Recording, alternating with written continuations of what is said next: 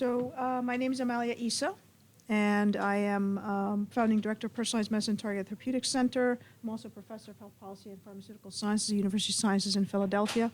And my co-conspirator there is Jill Bartlett from McGill University. We have worked together for many years and are close collaborators and close friends. I'll let her introduce herself in a few minutes. But I do want to hear about yourselves and your interests, and if we could just go around the room maybe and say your name, where you're from, and maybe why you're interested in this topic, just in a very, very briefly, as people are coming in.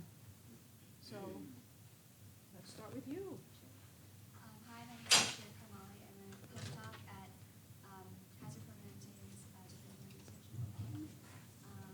And a lot of it is on food prescribing and overdose prevention. I guess I'm interested in this topic because I work in a learning health system right now, and so I'm constantly thinking about how to ways to approach the therapy. Oh. Just what happens with my Okay. We're just doing introductions. Go ahead. My name's Inder. I work for Genentech Roche in Basel. I'm obviously interested in precision medicine, given the products I work with. All right, thank you. Are we doing one side of the room or skipping the aisle? Let's just go down one road and then down the other. So right behind Ian. My name is Christine Dunn. I'm from Boston University. I'm an assistant professor there. I'm a health services researcher, and so I do some intervention work around mostly cancer screening and the use of genetic testing in patients who are at risk for cancer. Thank you. I'm a surgeon turned epidemiologist and expert on cancer screening, and I work at Memorial Sloan Kettering in New York. Okay, Memorial Sloan Kettering. Very nice. How about yourself? I'm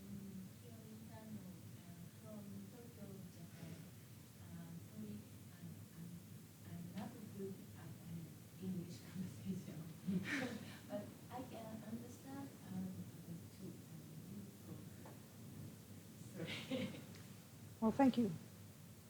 Hi, I'm Katie Martinez. I'm an assistant professor at Cleveland Clinic, and most of my work is around personalized decision-making for anticoagulation and AIDS. Wonderful. Thank you. I'm Diana Bust. I'm from Kaiser Permanente Washington Research Institute. I have been doing cancer research and outcomes for a long time. I also work in the learning health system and run a K-12 program in the learning health system. And I'm working on a new project for shared decision.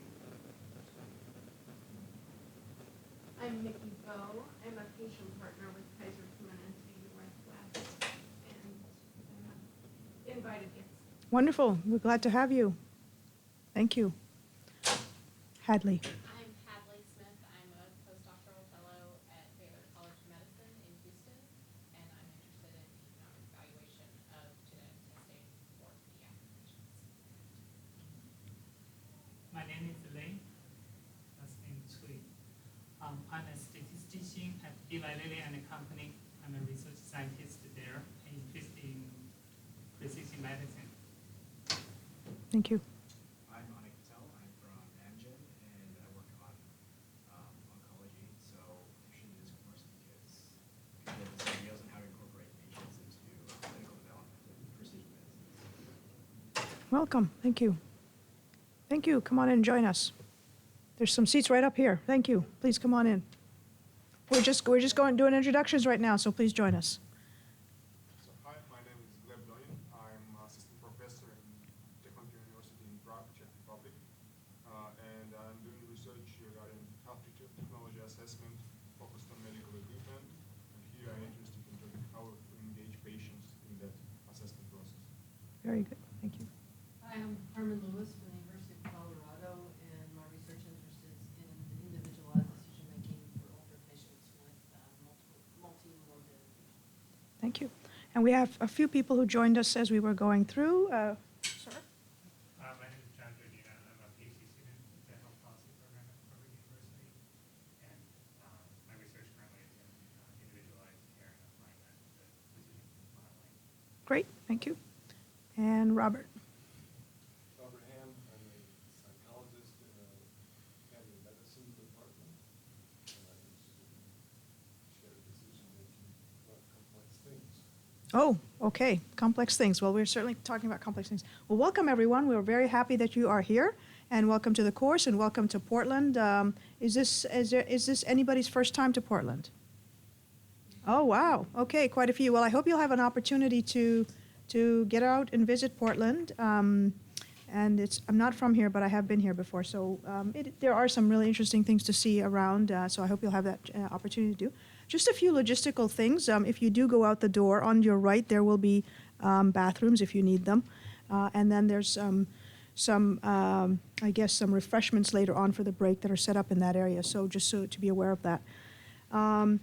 So very good. We are going to get started.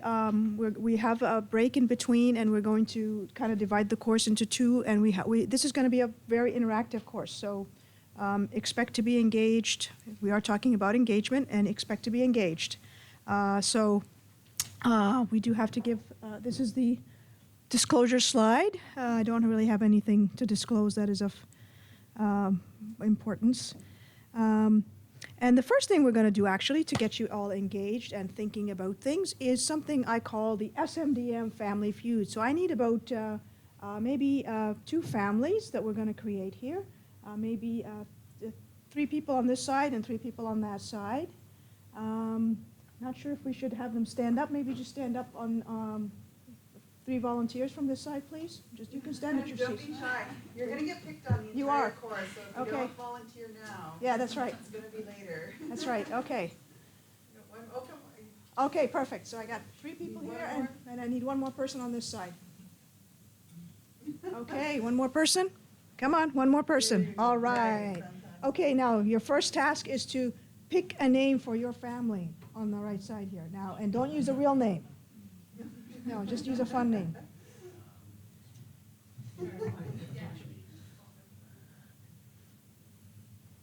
So it can be a descriptive name that you might think of. Now you guys have to think of a new name. So I'll give you a hint. I tried this with a class of students, and they came up with exomes or genes or things like that. So let's see if you can be as creative. What's that? Maybe we don't want to be that political. Okay. All right. Do we have our names? You are going to go with Smith? Okay. And you are going to go with Putin, really? All right. We will do that then. Okay. So, well, here is your first question. What do you consider the top 3 sources of healthcare data today? Please join us. There's plenty of seats in the front. And we are having a very interactive, fun exercise. Probably different than some of the other SMDM courses you're used to.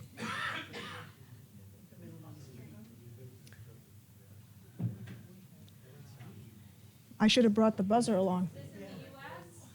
Yeah, is this US based? What's that? Is this US based? This is actually a U.S.-based survey, yes. Yes, that's right. It is actually based on a real survey. Yeah, it's based on an actual survey. And I'm going to give you the actual results afterwards. So it is U.S.-based. It's a survey of healthcare executives and clinicians. So nationally based survey in the U.S.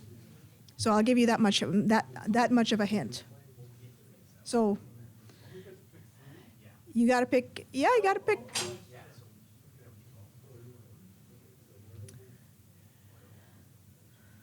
All right. Are you ready, Team Putin? Okay, Team Putin's ready. Wearables, EMRs, and claims data. Okay. All right. Okay, claims data, wearables, EMRs. How about you? What do you think? Claims, mobile phone. Yeah, we came up with the same. Really? Yeah. Okay. Well, let's see what the survey actually says. So it says clinical data, cost data, and claims data make up the top 3 most useful sources of healthcare data today. Okay, that's today. Cost data and claim data are, Not quite. what's the difference?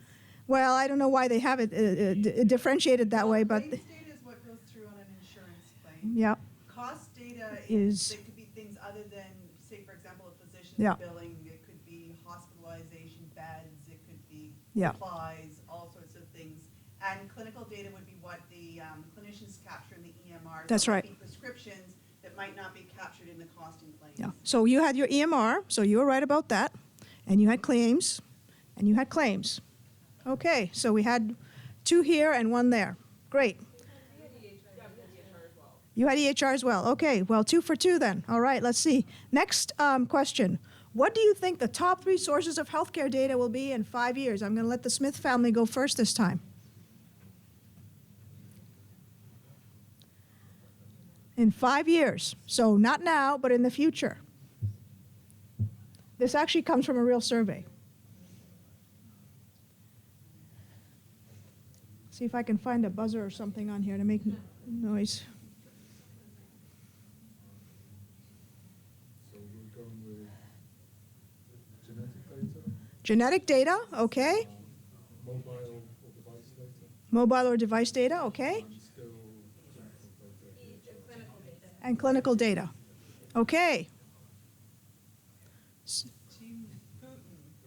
All right, Team Putin, you got to tell us what you think now. Wait, did they say what they want? Yeah, they did. It's your turn. It doesn't matter. You have to tell me what you think. So,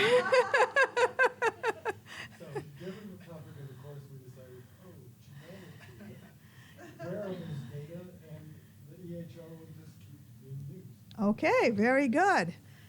So this is in fact, you both did a great job. Both teams did a great job. Thank you very much. And in fact, what we find is clinical data is going to decrease, according to the survey of executive healthcare professionals and clinicians, and we had the 682 responses. It's going to decrease from 95% to 82%. And if you look at claims data, it's decreasing from 45% to 32%. Patient-generated data, so things like wearables and the things that you were mentioning are going up to 40%. And genomic data, look at that, from 17% all the way to 40%. And then patient preference data is also something that's increasing. So you guys know your stuff, so great job. Thank you. So let me tell you a little bit more about this survey. Thank you. You take your seats. Thank you very much. You did a round of applause for both families. So let me tell you a little bit about this survey. These are the survey responding characteristics. This was a survey published in the New England Journal of Medicine Catalyst. We will make the slides available afterwards as well to you if you wish. And this is the respondent profile. We had 50% of clinicians, 23% executives, and then clinician leaders. Mostly they worked in hospital systems and health systems. Then there were physician organizations. Mainly they worked in nonprofit organizations as opposed to for-profit organizations. And the majority worked in fairly large hospital systems with about just under or close to 500 beds. And you can see all this information. So that gives you a sense of who was answering this survey and what kind of expectations they have for the type of data they have. Okay, so now that I have convinced you that why it's important for all of us to better understand decisions related to genomics and genomic data and patient-generated data, so combining this information from devices, from patient feedback, from patient biomarkers, what I'd like to do in the remaining time that I have before Jill talks about Anthony's game is to give you an overview of precision medicine, which I think not many of you need, it seems, but I didn't know that when I prepared the talk. And so it'll be a bit of a quick museum-guided tour and share with you one innovative approach, one tool, some of the things we've learned from engaging patients for the precision medicine era. So I think we all agree that the precision medicine era has arrived, and this definition is often the typical definition that is typically promoted by the NIH and others. And this is fairly new, relatively new, well, from January data showing that 25 of the 59 new molecular entities that the FDA approved in the last year were precision medicine. So they keep trending upwards. If you can see from 2014 all the way through 2018, 42% now of the medications are pharmacogenomic-based or precision medicine-based medications.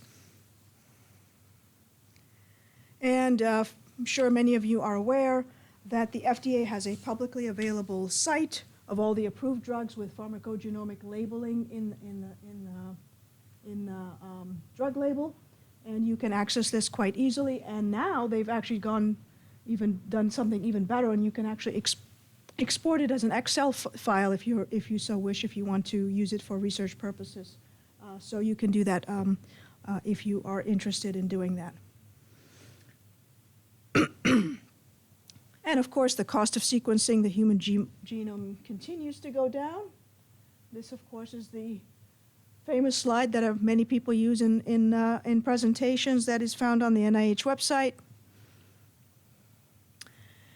And you're all familiar with the NIH's All of Us research program? No? Okay. Well, it is actively recruiting 1 million volunteers.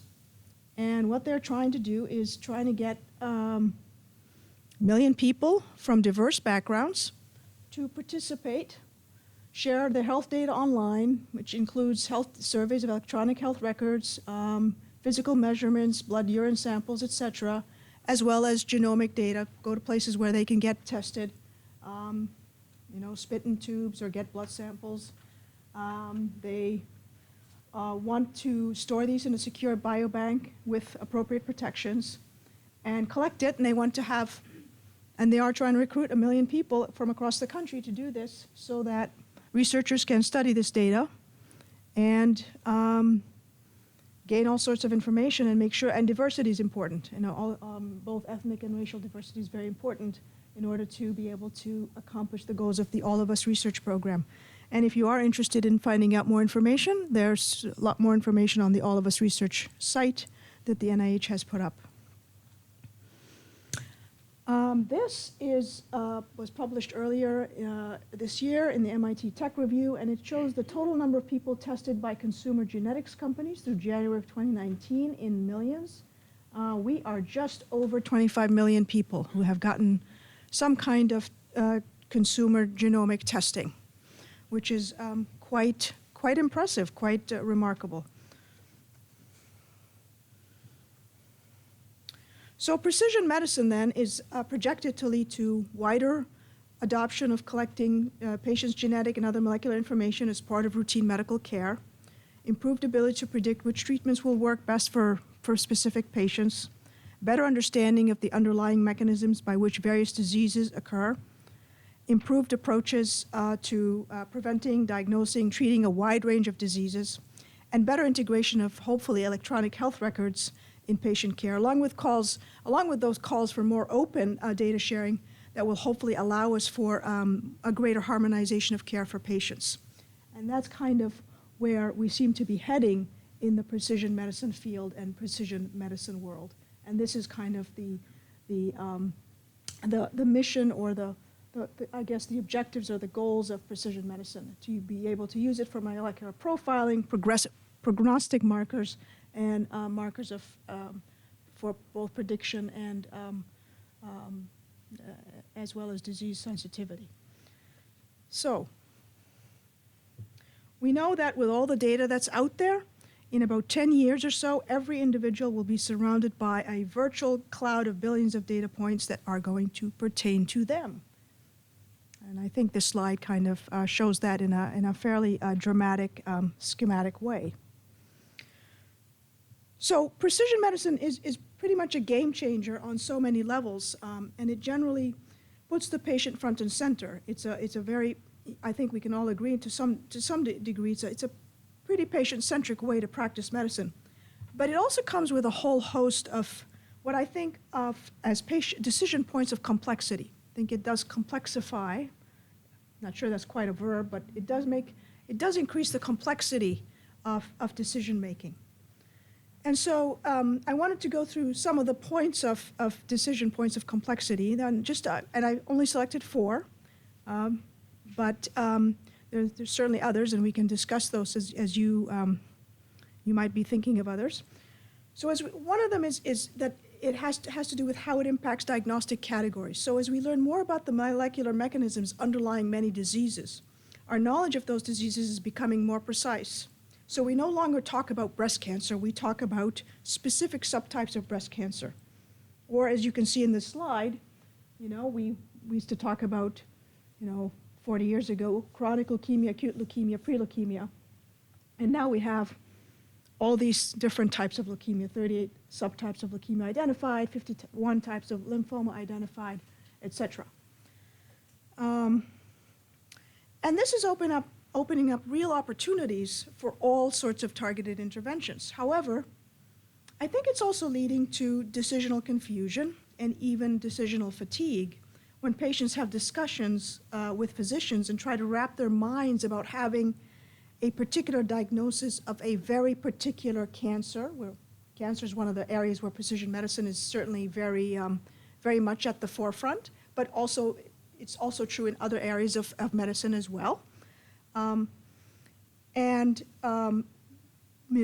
What does it mean to now have a disease that's based on a specific genetic mutation or a particular variant? And how does that, doing so, how does that expand the treatment options and therefore expand the number and types of decisions that might need to be made? So you can see how we now add to the complexity of decision making when we have this. It's not necessarily a bad thing, but it is something we need to think about in terms of how we deal with it and how we engage each other as clinicians, as scientists, but also with patients as well. A second area has to do with preemptive testing. Preemptive precision medicine testing aims to optimize medication use by having genetic information at the point of prescribing and at the point of care. This is actually a very attractive feature of precision medicine. This is one of the star points that's actually made about in terms of benefits when we think about precision medicine. Preemptive testing can be beneficial in terms of making decisions regarding preventative measures or various treatments, but there is certainly variation in terms of clinical validity or clinical utility, and these concepts are very much, or can be sometimes, a moving target. And in many cases, the results returned are variants of uncertain significance. So you've heard that term before, variants of uncertain significance, where we're not always sure what this might mean, at least not yet. So this could lead to situations of anxiety for patients where they might demand preemptive surgeries, which might not be necessary, or perhaps lead to other types of anxiety. So there's a situation where we're, again, dealing with a decision point of complexity brought about by precision medicine. And here's just a slide to kind of very briefly explain these concepts of clinical validity versus clinical utility. Now, here's an interesting piece related to that. A few months ago in April, the FDA sent a letter to Inova Health System, which is a large health system in Northern Virginia, based in Fairfax County, warning them about one of their latest ventures, which is an on-site genomics testing facility. Now, this is not a direct-to-consumer, for-profit company. It's not one of those companies. It's actually an actual large health system with hospitals based in Northern Virginia, and it happens to have created, as part of its precision medicine program, this genomics testing lab facility. And the concerns that the FDA raised were not with all of the testing that was going on, but with the validity of some of the tests. And I'm just going to highlight some of the, it had to do with the fact that some of the tests predicted patients' response to specific medications based on certain genetic variants. So I'm going to highlight only a bit of this is from the actual FDA warning letter. It said that it indicates that tests reported by your MediMap tests provide, quote, actionable and informational guidance, and that, quote, healthcare providers can use these results confidently in making treatment decisions. And then it goes on to say, the FDA is concerned that the clinical validity of your MediMap tests has not been established for their intended uses. Specifically, we are unaware of data establishing the relationships between the genotypes assessed by your test and your assertion regarding drug response for multiple drugs, for example, and they provide a certain example. So that's an example of something that does happen, actually with some fair frequency, where the FDA does send warning letters from time to time, sometimes to companies, sometimes to health systems, and just to kind of say, slow down a bit, because there's concerns about clinical validity or analytical validity sometimes.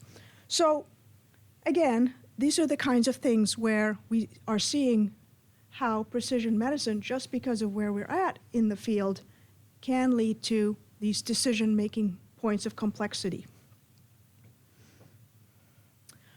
Another closely related issue has to do with uncertainty and ambiguity.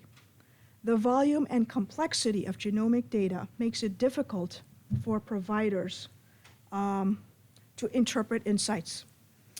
There was a study that showed, please come on in and join us, that only 29% of providers are able to use genomics, environment, and lifestyle data to tailor treatment decisions. So when we talk about precision medicine involving genomics, environment, and lifestyle data, that combination of data as being part and parcel of precision medicine, and we're finding out that only 29% of providers are able to really interpret and receive and provide actionable insights from that, I think that's concerning. It's also true that next generation sequencing for precision medicine in many cases still largely relies on collecting large amounts of data on the patient, which is good in theory. And basically what happens is a specific treatment is identified by computationally comparing big data to a reliable set of even bigger data with the hope of finding the right treatment or the right appropriate match. And in practice, this approach shows that only about 7% in certain cancers benefits patients from this kind of genomic approach. So we're not quite there yet with the science. We're working towards it. So there's still some ambiguity in terms of how we rely on big data. So those are 4 areas really or at least 3 areas of increased precision medicine complexity. Here's an interesting quote I found from Thomas Getz, who used to be the editor for Wired magazine, and he had gone at some point and compared 2 companies. I'm not going to mention the company names, but he had compared 2 consumer genomics companies. And what he had, I just thought these quotes were quite intriguing and insightful. And he said, with this first company, you notice when you get your results is how subtle the differences are between the average person's risk for disease and your own. For colorectal cancer, for instance, my results tell me that I have a 0.21 out of 100 chance of developing the disease, compared to a 0.26 out of 100 average risk. That may be a scientifically valid distinction, but as a consumer, it is so slight as to be of no difference. He has a point. For company B, on the other hand, he says, quote, uses a different method of calculating your genetic risk. It generates a lifetime risk analysis that results in what the company believes are stronger calls. Certainly the numbers seem more emphatic. Examples I saw showed, for instance, a person with a 51% risk of heart disease compared to an average 42% risk. That's a striking difference. So what he's talking about is how we present data, right? And how we present data to consumers and to patients matters. And so that is something that we should be thinking about in terms of how we engage patients, but also how we present the data in terms of, particularly in terms of precision medicine.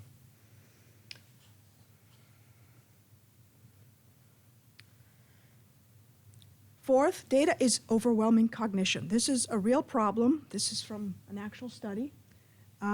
It's been documented in many industries, not just in healthcare. As we are exposed to more data, we are experiencing decisional fatigue and decision paralysis. And in terms of what we're talking about here, this is particularly problematic as we are all kind of trying to work to improve the patient engagement experience. How do we reconcile providing patients with information and options, recognizing that we are all sometimes drowning in data, and making a high-quality decision is much more than simply providing people with information. So even when the data is good, it can lead to less than optimal decisions when we have this kind of a problem. So decision-making in the clinical setting is clearly a complex affair.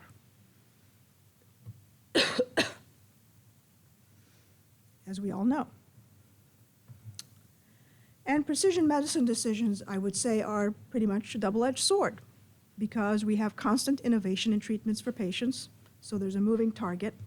Treatments can offer trade-offs, and the decisions have multiple moving parts. And we do want to keep our focus on the fact that patient preferences and values are key deciding factors in many situations.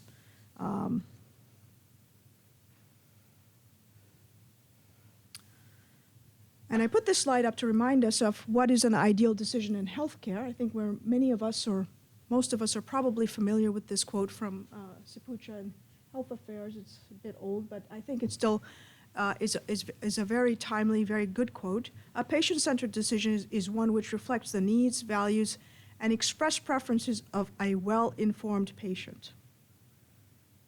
And I think you can see that part of the issue we have with precision medicine, with all the complexity, the decision points of complexity that I just presented to you, and many others as well, I've only presented about 4 of them, is this part about the well-informed patient. And of course as well, the well-informed physician and maybe the well-informed scientist, others as well. So these are issues we need to be grappling with. And so, of course, the Society for Medical Decision Making is collectively a group of researchers and clinicians and patients all working towards this goal of trying to figure out how we can improve decision making in healthcare settings. And you're all familiar with some of the instruments and tools that I have on this slide and the definitions. In the interest of time, I'm not going to go through these in any great detail. And you know that some of these tools, like shared decision making and various decision aids, have been more successful than others. But I would say that our new world of using precision medicine needs a new approach. And it calls for new tools, and that's what we're here to talk about today. So several years ago, I coined the term precision decisionomics. And my research center team and I have been conducting a variety of studies to better understand decision-making for precision medicine and precision medicine-enabled technologies and applications. And it's because we really need some more and better tools, and we can continue to try and work on improving and finding better ways to kind of be able to do these things, but provide possible outcomes, including the conversions of information from multiple data streams, which is what precision medicine provides, figure out how to present the probabilities of those outcomes, and always include patient preferences and values, and then weigh the desirability of the various outcomes and preferences. And our goal is really quite simple: to improve decision-making at the point of care whenever possible. So we've been investigating patient and also sometimes provider decision-making and preferences in various populations, and assessing various genomic diagnostic tests and other precision medicine technologies and applications, mainly using this instrument, which allows us to quantitatively measure the trade-offs that people and present choices to them randomly. So here are some of the research questions, kind of in general, that we've used with a whole variety of populations in various groups. And these are some of the papers that we've been building, this body of evidence related to decision-making surrounded precision medicine. So these are some of the papers.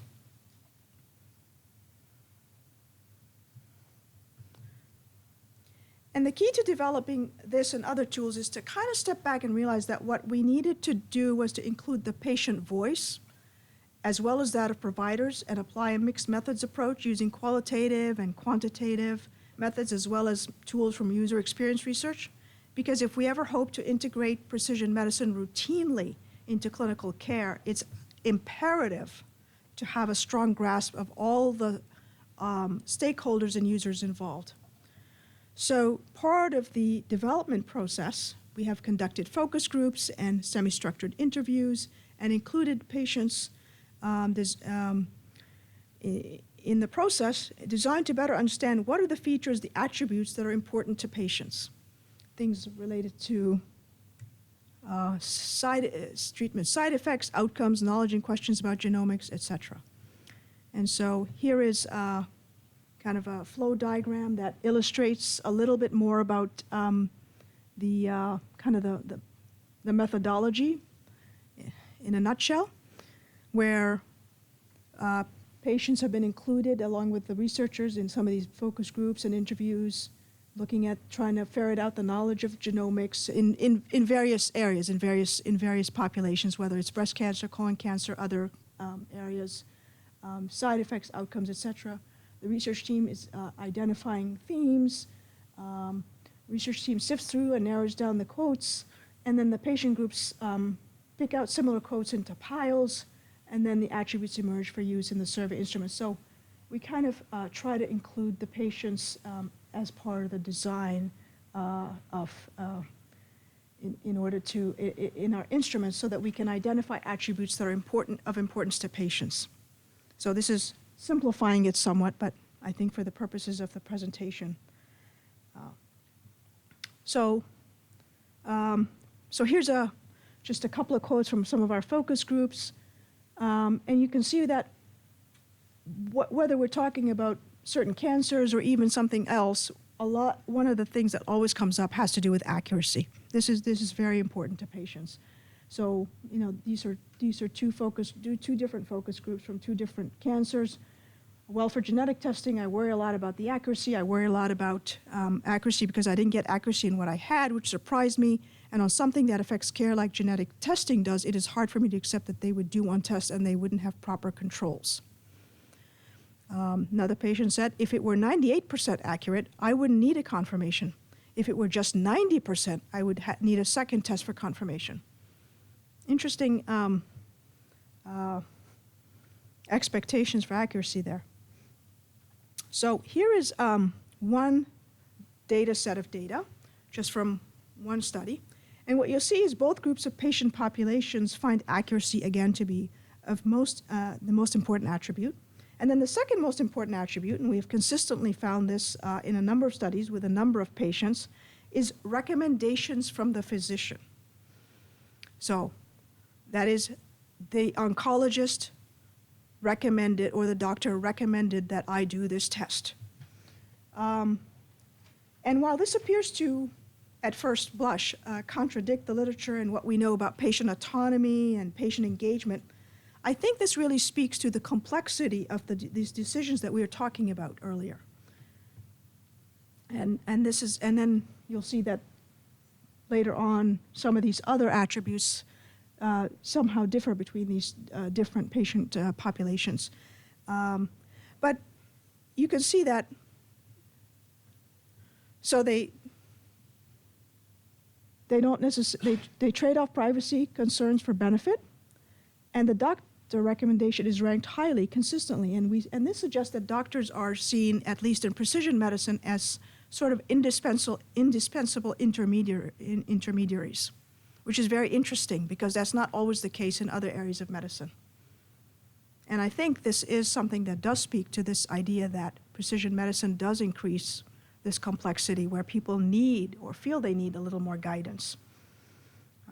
Interesting result.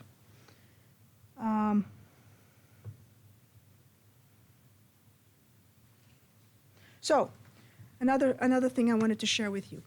So you've all heard the conventional wisdom that people just don't understand probabilities and statistics and can't really make decisions based on that information?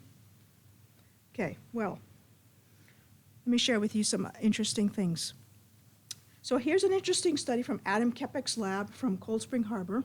And what they did is they wanted to see if they can quantify how well they could quantify the evidence that informs a person's decision, and they controlled for various factors, and then we see how well a statistical algorithm performed on the same evidence. So they created these video games to compare human and computer performance and had research participants listen to a stream of clicking sounds and determine which clicks were faster. And then the participants rated confidence in each choice on a scale of 1, random guess, to 5, high confidence. They found that the human responses were statistically significantly similar to those that the computer generated. So it seems that the brain produces feelings of confidence that inform decisions the same way that using statistics, a program can pull patterns out of noisy data. And they also did another test and had participants answer questions comparing the populations of different countries. And even in this case, in which you have to account for each participant's individual knowledge base, this model still held true. So basically, we can probably say we each have sort of an inner or intuitive statistician. So back to our genomics data. What we've shown in multiple studies in different populations is that you can give participants, in this case breast and colon cancer patients, probabilities in this case that required them to trade off probabilities related to improved outcomes or cure versus side effects, and they can do it. They can do this kind of mathematical probabilities.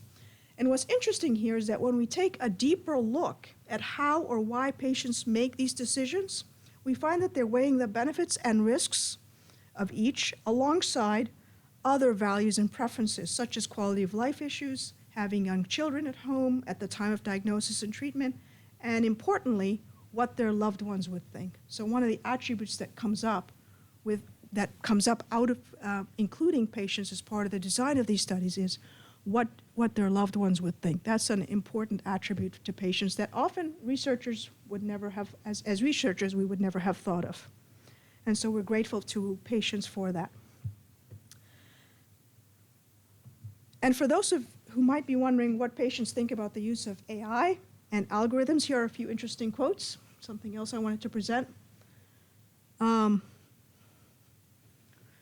We use them, algorithms, in banking, online shopping, everywhere else. I don't see why not, in terms of using them in healthcare. In the interest of time, the algorithm can probably make a more sound decision about what's wrong with you faster. We all know doctors are pressed for time these days. Another person said, the computer's less likely to judge me based on what I look like. I mean, doctors make snap decisions about if you're too fat or AA or whatever. The computer doesn't care. So, some interesting findings from a whole variety of different studies. So we believe it's important to involve patients at every step in the development of new instruments, and also to keep working towards developing innovative ways to improve satisfaction with care, knowledge about relevant genomic diagnostics, disease-specific information and treatment options, our understanding of decisional conflict, and shared decision-making. And our instruments does just that. And I want to share with you, check the time here. Oh, we're doing okay for time. Because it allows us to provide real-time individual level preferences from patients, quantify trade-offs, utilities. It's certainly more accurate than simple surveys or other tools, leverages information about genomics, patient-specific values and preferences and probabilities. But I want to share with you what I always try to begin with, and I call these my 3 simple but powerful starter critical questions when we talk about engagement and thinking about decision-making.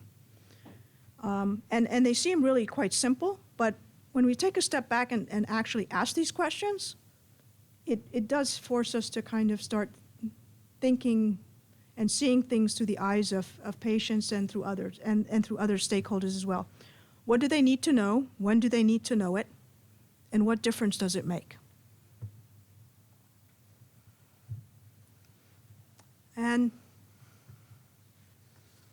so just to summarize a few of the interesting things we've learned that I've told you about, and I haven't presented everything, but just want to kind of give you a brief summary. Among various populations, patients want physicians to be intermediaries, contrary to some of the conventional wisdom about patient autonomy when deciding about genomic testing. They want physicians to make specific recommendations. they are willing to trade privacy for benefit. We seem to have an inner intuitive statistician who is capable of computing statistical confidence up to a certain point. There's also less concern about algorithms and the use of AI in healthcare by patients than there is by researchers and maybe by clinicians as well. And precision medicine is here to stay with all its benefits and its complexities. Patient-centered healthcare needs to continue to evolve. So we need to get used to working with constant change, disruptive trends, and new trends that will make the way that you and I do research, clinical care, and interacting with patients continually and dynamically evolving. I'd like to share with you one more story because I think it illustrates an important point. In 2010, there was a massive volcanic eruption in Iceland by this volcano with an unpronounceable name. So I'm not even going to try. You might remember that. And within 12 hours of that volcanic eruption, the scientists working at the Met, that's the British Meteorological Service, using computer modeling and predictive analytics, so they were using big data techniques, had correctly predicted that the plume of ash from the volcano would spread across much of Europe. Based on this, several countries across Europe decided to shut down all air traffic space. And the reason they did that is because they were worried that the volcanic ash would interfere with jet engines. And I don't know how many people remember that because, yeah, you remember that? Yeah? Wow, okay. Anybody else had that kind of experience? You were stuck in England? Okay. So we all have memories of when that happened. And in fact, this really did result in one of the worst disruptions to civil aviation since World War II. But what's interesting is what we now know is that decisions were made by several governments that were based upon good data, but it wasn't particularly meaningful data. And the reason is that they didn't ask the critical question. The critical question for making decisions about whether to shut down air traffic is what concentration of volcanic ash is harmful to jet engines. And it isn't that the information wasn't available or the data wasn't there, because it was. It's just that they didn't ask it of the right people. They didn't look for it in the right places because we have, again, this cognitive overload. And what they did is they just looked at the data that was available from the Met scientists, the predictive data that was available in basically large data sets. And that's not the question that was provided by the Met scientists that was answered. And so the biggest policy change since 2010 is that shift from a decision-making process that responded simply to the presence of any ash to one that's based on a safe threshold. So aircraft can now fly as long as the ash concentration does not exceed 0.2 milligrams per cubic meter. And the reason that I wanted to make this point and to tell you the story is that data has to be meaningful to the particular context and to the individual. It doesn't mean the data is not out there. It just means we have to figure out, we have to use not just artificial intelligence, not just predictive data, not just what's in our EHRs, but we also have to use human intelligence as well and use and ask the right questions. So my plea is basically to take a moment to stop and see the person behind every data point. Because when we do, this is what delivering precision medicine can look like.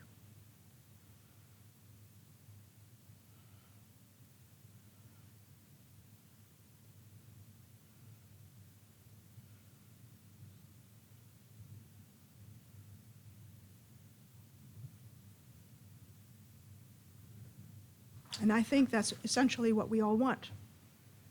Personal health and wellness, interactions with healthcare providers, interventions that are targeted and treatment correlated with the patient's molecular profile and that of her disease and post-disease management, a learning healthcare system, family members, healthcare. That is ultimately what delivering successful precision medicine should look like, all the way from birth to a nice old age. So, thank you for your attention, and I am happy to take questions and engage in discussion before we take a break. Yes, I will say anything further until after the break. Okay. Are you going to share your slide? Of course. Yes. I have everybody's email addresses, and we will send those out. Were there any questions? I saw that one in the back, and then, oh, you want to go first? Okay. So I'm very interested in your qualitative work that shows that these patients are relying very heavily on input of their doctors, and they actually want some paternalism. So that's actually quantitative. It's survey data, right? Yeah. So your survey results. And I'm interested in how you are thinking about, kind of from a decision-making perspective, the data that also shows that clinicians are more uncertain about what they should be recommending based on genetic results. And how you kind of see patients wanting more and clinicians being maybe less ready to provide input in some clinical areas at least. I think it is complex and also very, very challenging. And I think one of the things we need to do is, other than just education, because that's certainly, kind of the pat answer for everything, and it is actually, we do need to do that, because we don't have enough genetics counselors, and we will never have enough genetics counselors, is we do need to find a better point of care clinical decision support systems. We've tried different things in terms of genetic information that pops up in EHRs, and some are better than others, but I haven't yet encountered anyone who actually adores the system they have. And I've heard people say, we've done some work also on clinical workflow issues with providers, and some of the things people say are things like, when you talk to physicians, they say things like, I really just want something that'll help me with point of care diagnosis and prescribing, and not point of care education, which is interesting. It's a very interesting comment. They don't want to be educated so you don't want to have a pop-up that simply says, you have this cytochrome P450 gene variant, whatever it is, and here's what and then you have all this information. They want to know what to do about it and how is this going to help their patient.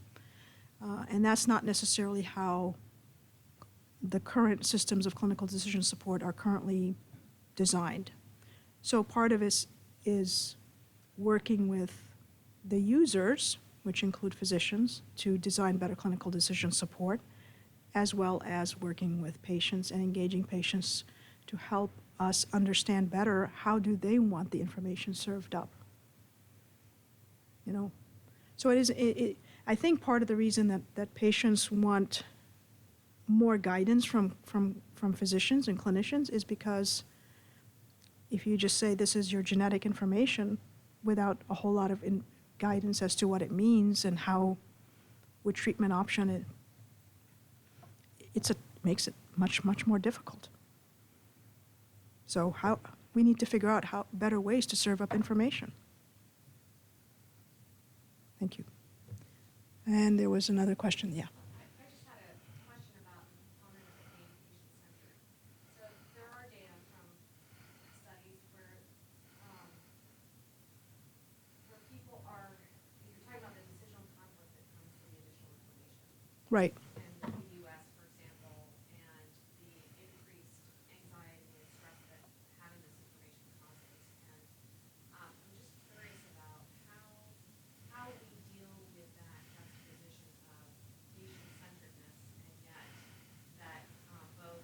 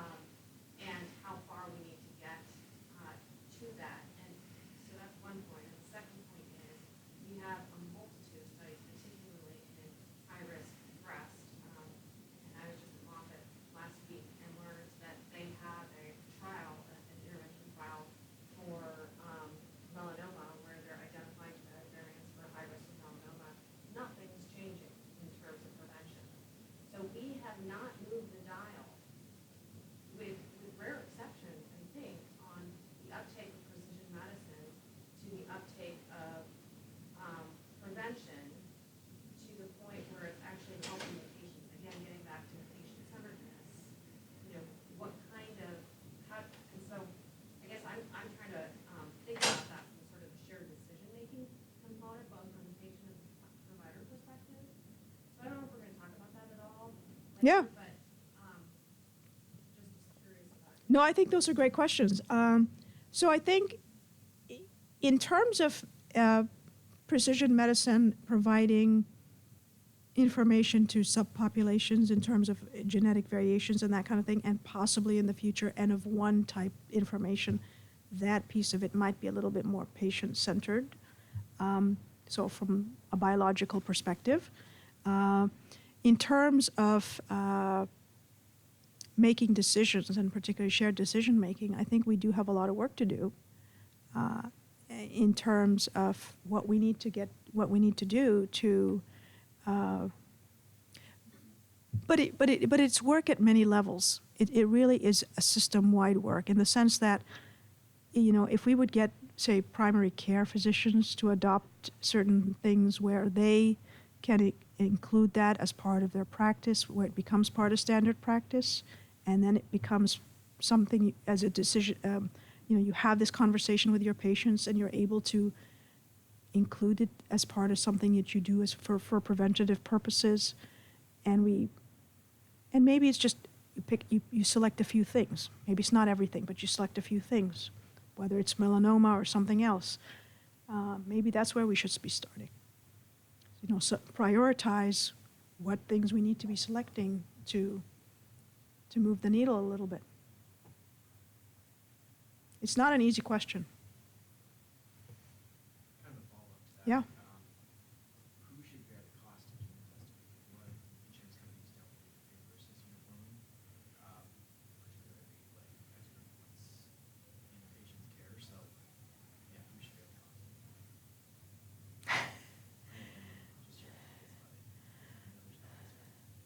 There isn't. I think there's increasingly more economic studies that are being done to show, you know, cost effectiveness of various precision medicine type testing, molecular diagnostic testing, and increasingly some of the insurance companies are looking at some of those studies. It's not an easy question in healthcare systems like Canada or the UK or other places where you have universal health care. There's certainly health technology assessment organizations, regulatory or, you know, government organizations that actually look into what ends up being on formularies, state or provincial formularies. But these are not easy questions.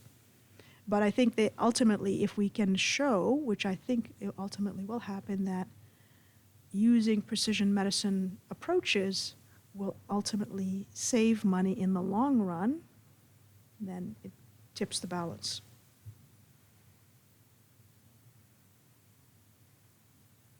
You had a question.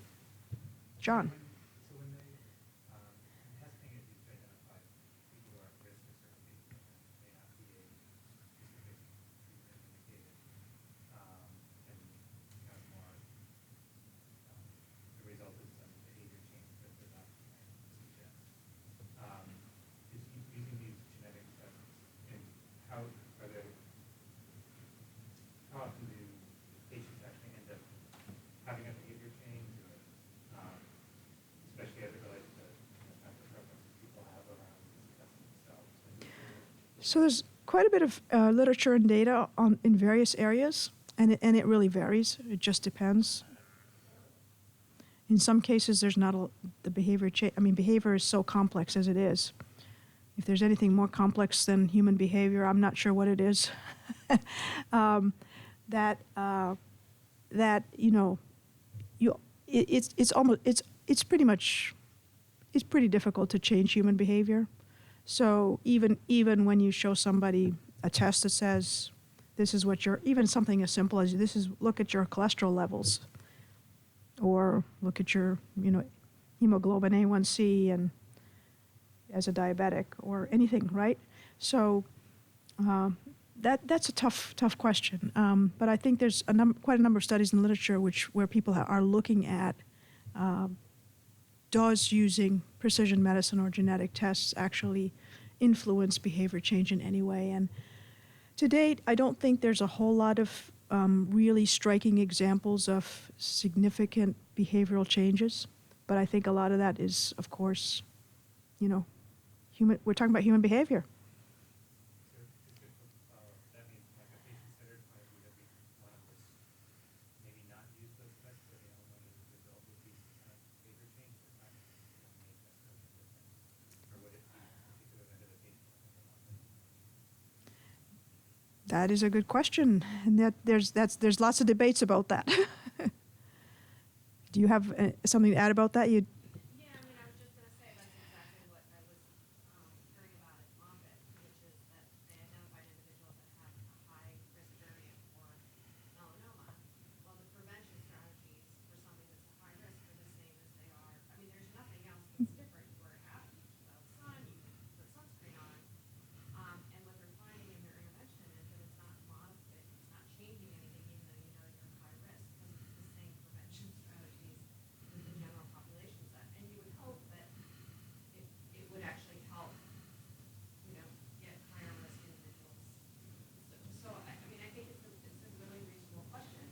Yeah. If a high risk variant, you're recommending stop smoking, lose weight, and exercise, that's the same behavioral interventions that we're talking about for everyone. So, which we haven't really moved the needle on much in general. I think where it makes a difference is if there's actually a preemptive, the BRCA 1 and 2 is where that's I guess the most famous example, right? Where people actually get a prophylactic surgery, or they can get a prophylactic surgery. What's that? But the uptake is quite low, yeah. Yeah. But again, it's true of every human behavior. I mean, you would think that someone seeing pretty horrible effects of having diabetes, including losing toes, etc., when you have diabetes, and knowing that and showing, this is what your hemoglobin A1C is and your glucose levels, might get you to change how you eat and exercise, etc. But we also know it doesn't. So, yeah, it's human nature. Robert. Possibly a counterexample, except that I don't have any data about it. What is the example of prostate cancer screening? Hmm. And so when African American men were told that they were at a higher risk because of their ethnic category, they felt that the fact that they were at a higher risk was somehow an important thing to know, that it was going to motivate them, I assume, to get prostate cancer screening. And at the time I was doing this work, everybody was equally recommended to get prostate cancer screening. You do the models and didn't, I guess somehow the fact that they're at higher risk didn't translate immediately to the fact that the recommendation would be any different, but yet they seemed to have the intention of behaving because they heard that they were at higher risk, which is the opposite of what you described with knowing that you were at higher risk of getting melanoma from the sun. But there you actually have data and haven't had outcome data. That's interesting.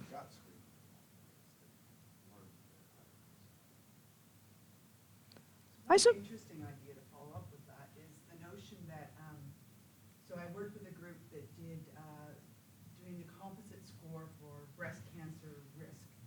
So that was going to be used to determine the screening strategy. And one of the things the primary care physicians were very interested in about that particular approach, so it's not the actual screening, it's just telling you what your risk is, right? And I can give you more information later, but the interesting part about that approach is a lot of family doctors were very interested to address what they called their worried well population. They had a lot of women at a certain age where you start getting your mammography letters, or who had an aunt or a cousin or somebody that had breast cancer, and they were concerned about their own risks. So actually understanding that you were at population or lower level risk were the group where they thought they'd have the biggest impact. And and they would up the screening in the very high-risk group, which is a very small number of women. So it was this notion of not necessarily having an intervention, but stopping people from pursuing unnecessary testing. It was an interesting idea, and the family doctors were very, very interested in that aspect, and I think that the genetic counselors and the oncologists underestimated that in that particular aspect of it. So that's something to think about when you're thinking about the precision medicine aspect.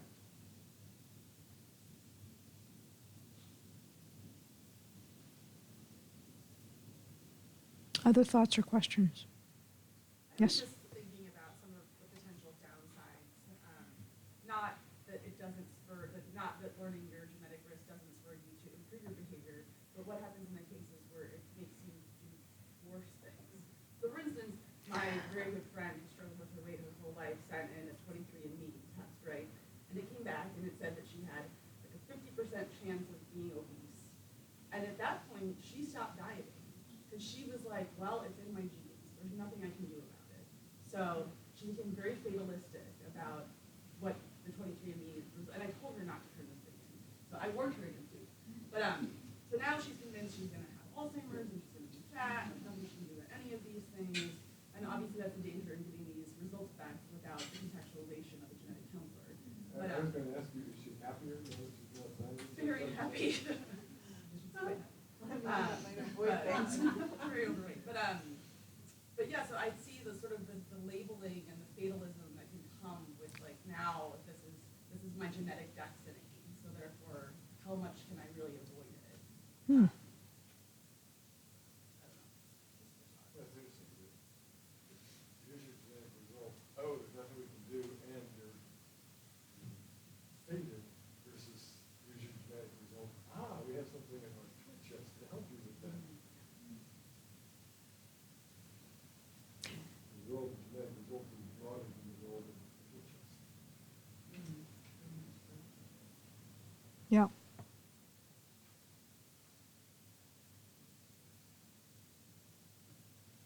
Do we want to, Take a I break. don't know how the break set up, but do we Yeah, wanna we're a little bit take- early.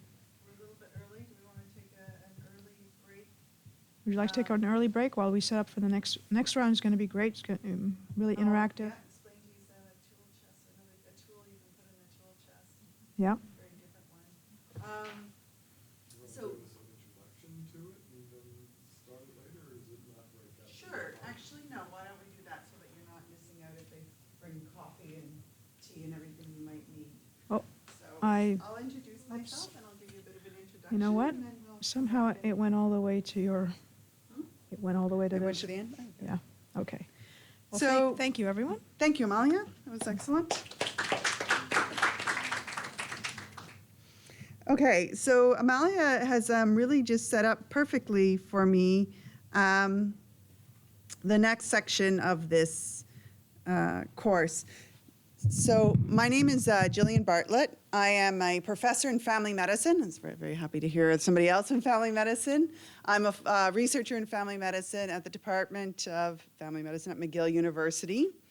And one of the things that is very, very common in family medicine is a lot of great evidence coming out of very specialized settings that are then passed on to family physicians with no awareness that it may not be relevant for them, it may not be applicable to their patients, and they may not be able to work with this. And this happens in a lot of different settings. So this is where I became interested in what we call knowledge translation.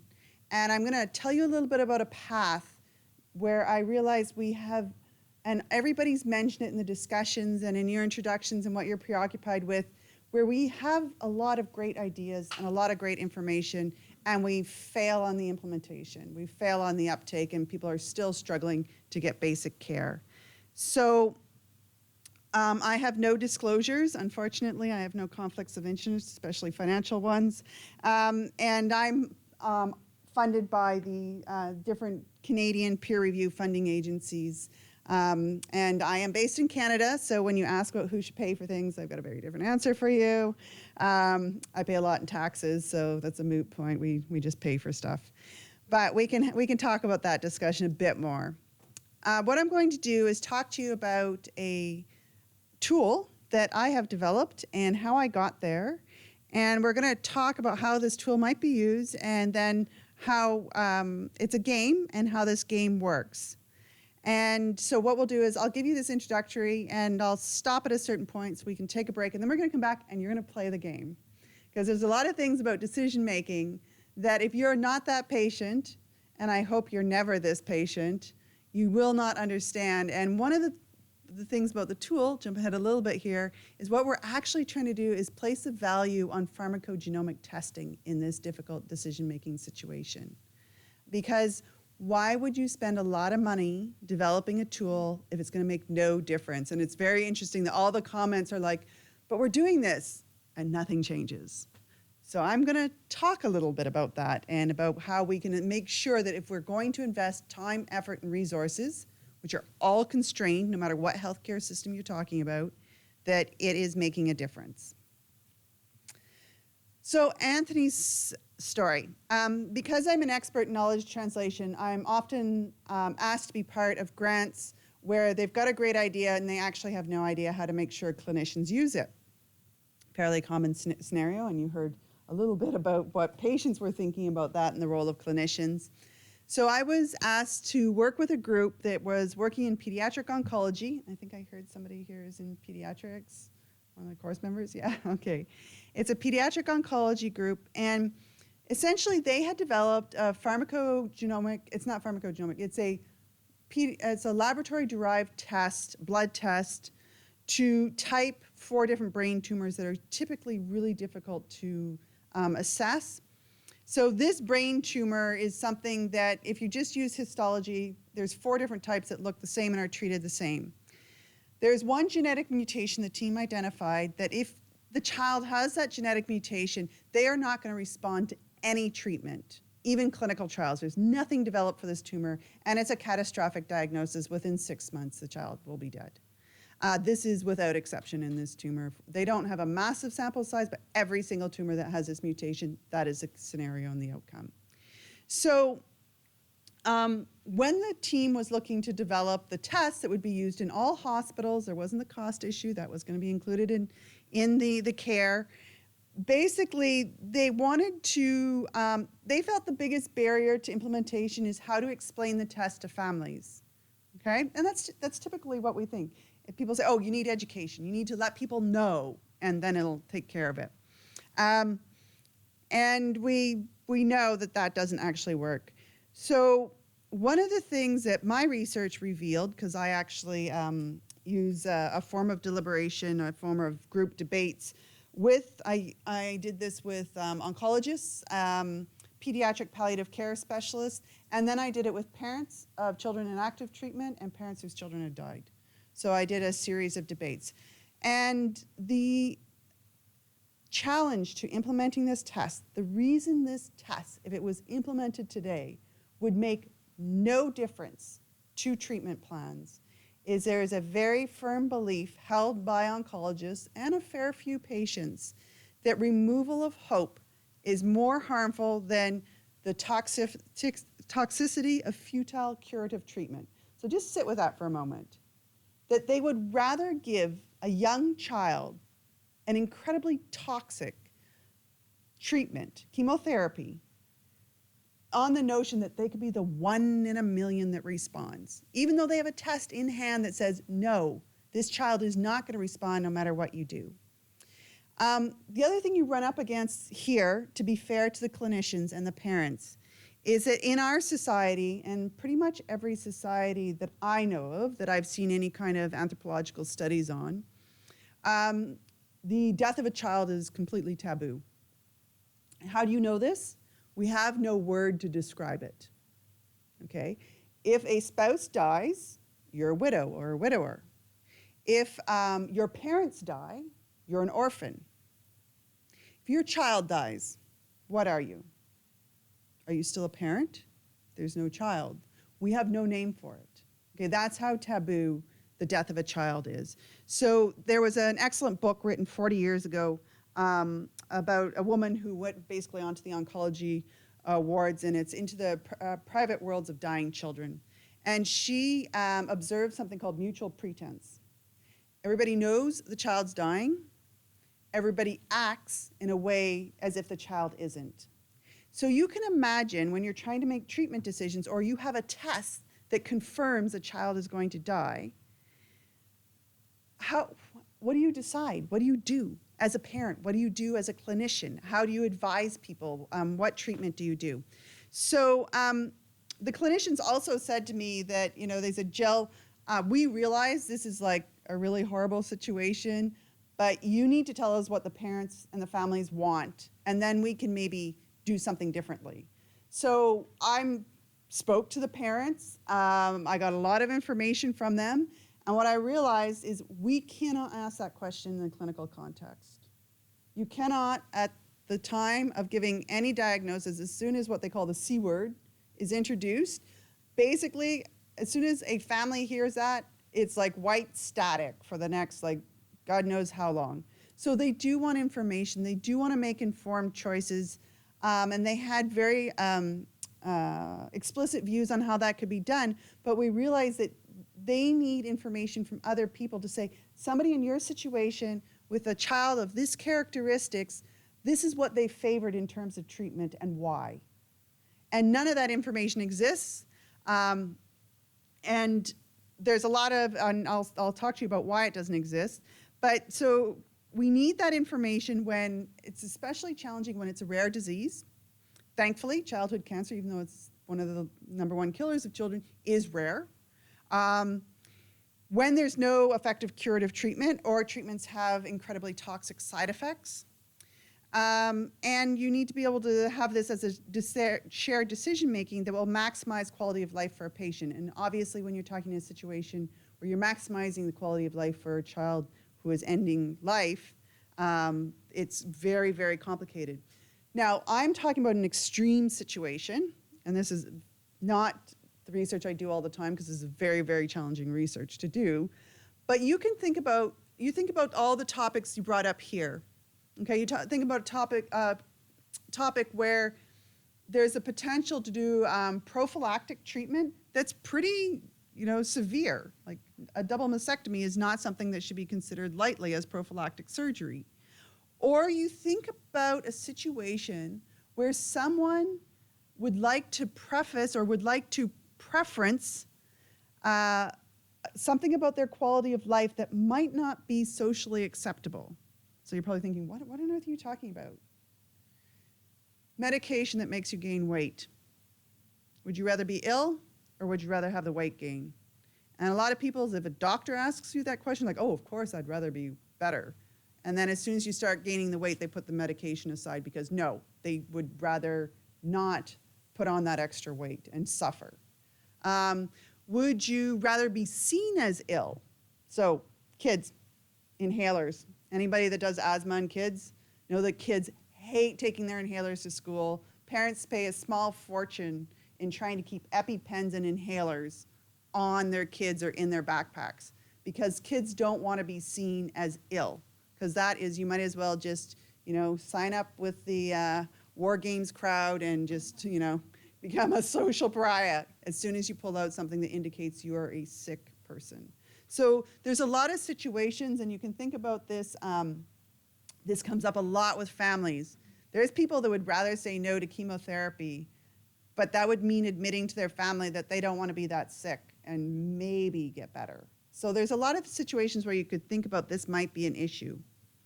So this is why I came up with a role-playing game. When you're talking about health-related quality of life information, and this is used a lot in doing cost analysis and benefit analysis, like what do people prefer, Amalia referenced it in patient preferences. In pediatric settings and other settings, this information is just missing, or it's obtained by asking the parents. And you can imagine how social norms play into that, like being viewed as a good parent, right?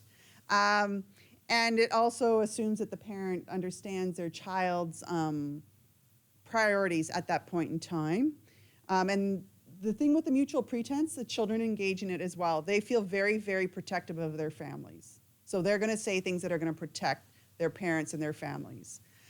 So you can also think about this where other situations where this data is missing.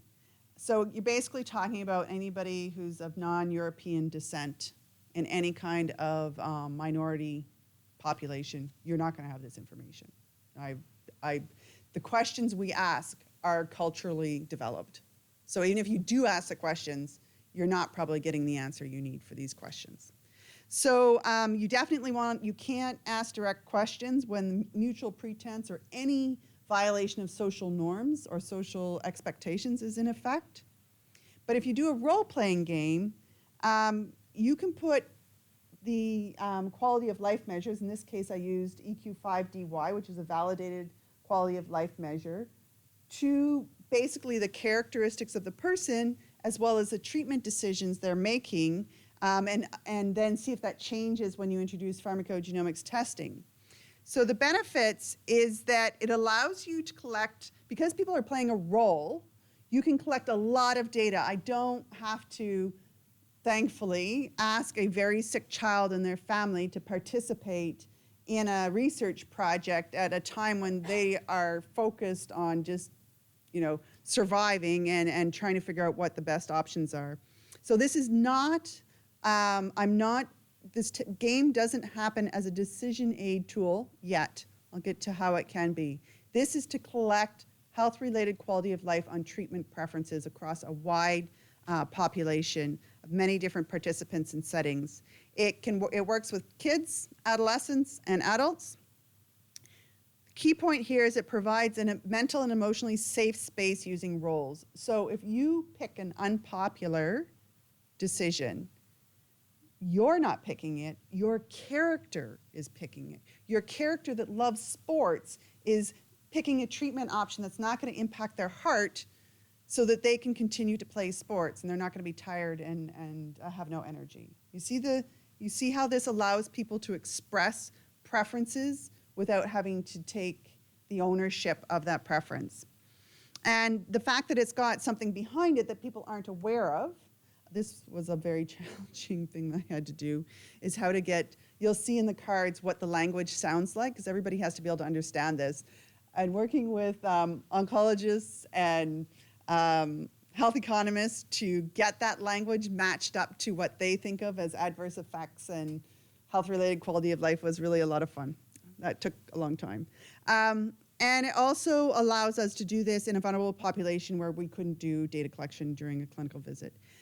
The bonus that was a bit incidental but can't be underestimated is actually playing the game itself facilitates education and engagement of people who aren't necessarily in that clinical situation. They have a better understanding of what goes into clinical decision making. So shared decision making is no longer just a sort of a neat idea or something they hear. They actually, everybody who's played this has said, I had no idea. And I had researchers and I had clinicians playing this game. And none of them had any idea what a family in this situation is faced with in terms of treatment decisions. So that's good. Where are we at? Okay, so the first version of this game, which you're going to see after the break, is based on the GoPGX project. It's a pediatric oncology treatment project that is looking for markers of adverse effects in the different treatment options.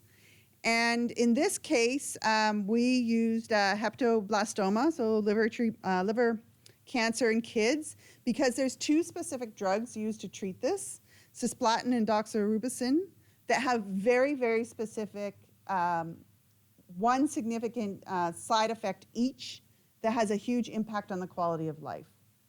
So cisplatin can cause deafness.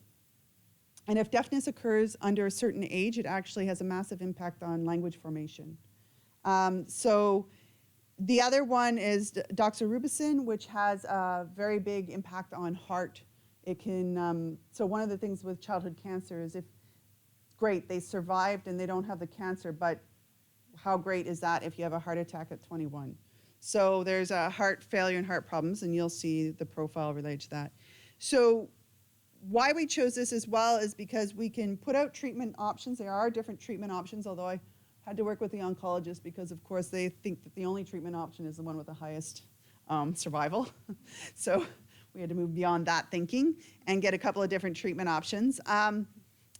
Then I could introduce PGX testing results, which changes the likelihood of getting one of these side effects. So this is an example.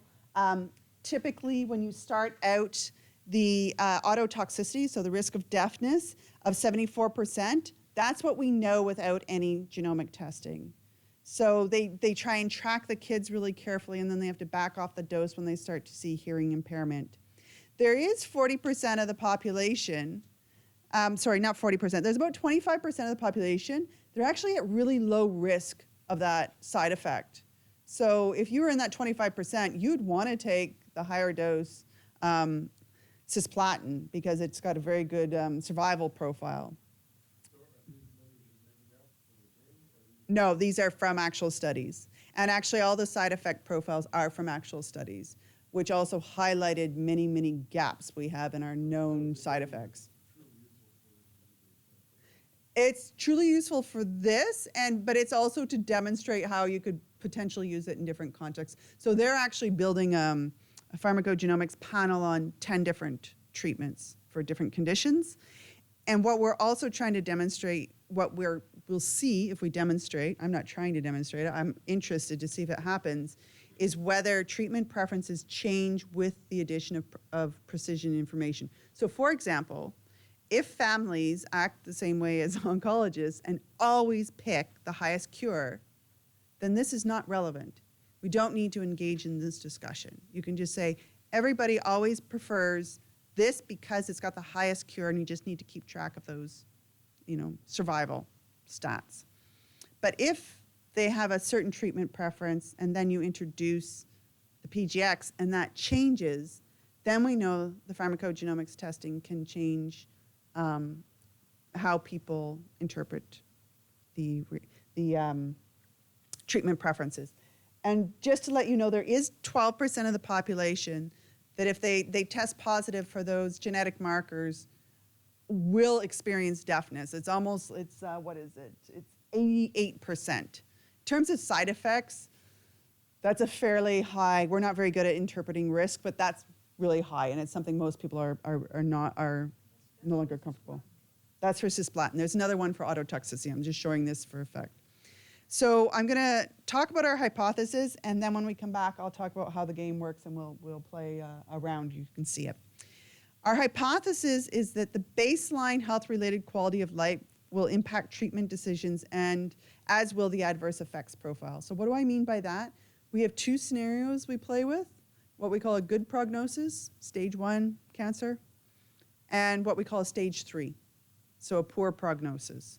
So there's only so many things we could manipulate with a game. One is we wanted to see how treatment decisions change by because the stage 3, the child got a far lower initial quality of life because they're experiencing a lot of pain and a lot of symptoms and a whole bunch of issues which you'll get to read about. We also believe that the values of the characters or the roles will influence the tolerance of different adverse effects. So this actually came from a real life scenario where Bruce Carlton is my main collaborator with this. He's developing a lot of the background science that is fueling this game. He would have somebody call up and say, my daughter is trilingual, and do I really want her to be deaf for the last 6 months of her life, and what would you do? So this is based on a lot of my work and Bruce's clinical work. It draws on some of that also in the published adverse effects profile. So we think that people who have kids that have specific characteristics impacted by this side effect profile will make decisions differently. And we also, our hypothesis is that the additional information provided by precision medicine tools will impact people's decisions in their ordering and preferences.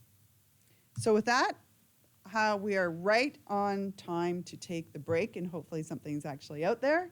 So when you come back, You can learn how to play Anthony's game, and I'll tell you a little bit about who Anthony was. We're scheduled for a half-hour break. Okay, so I'm going to put a little this to vote. I'm fine with you guys taking the full half hour if you really want to break, but if you guys would actually like to end earlier, we can take a 15-minute break. You want to be out of here 15 minutes earlier? Yeah, okay, I think I didn't see any, I see a lot of, that's very qualitative research. I'm doing my ethnographic observation of all of you that you only want a 15-minute break and you want to get out of here. Okay, 15 minutes, we'll be back at 3:45.